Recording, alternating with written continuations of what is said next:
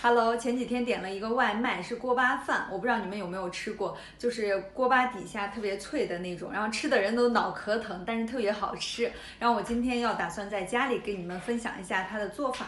这种锅巴呢，就是有一些硬，而且会脆脆的这种，就上面的菜随便了，就看你自己。我当时吃的时候有土豆丝呀，什么回锅肉，还有什么青椒肉丝呀。我今天打算做一个茄子的红烧茄子的锅巴饭。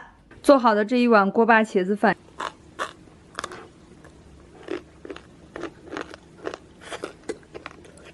米饭已经提前蒸好了，要蒸的不要太软。准备2个茄子，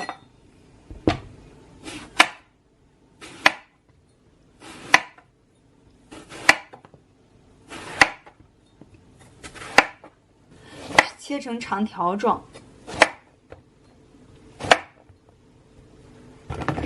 茄子一般是很容易氧化的，我们给它撒一点盐腌一下，这样的话它就不会太吸油。腌好的茄子就会有一些水水的，把水分挤出来。挤出来这么多茄子水，剁一点大蒜，再准备一些小葱和生姜。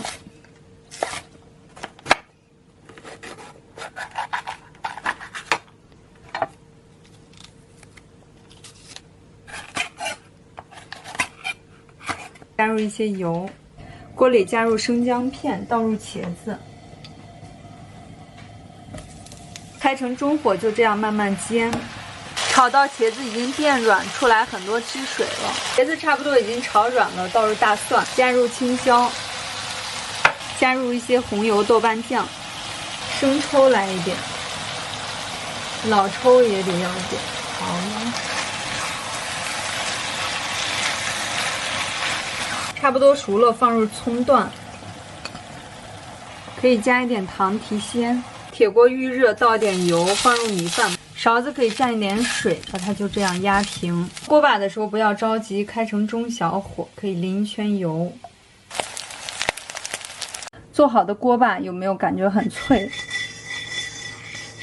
米饭已经盛好了，把锅巴也放上去，放入烧好的茄子。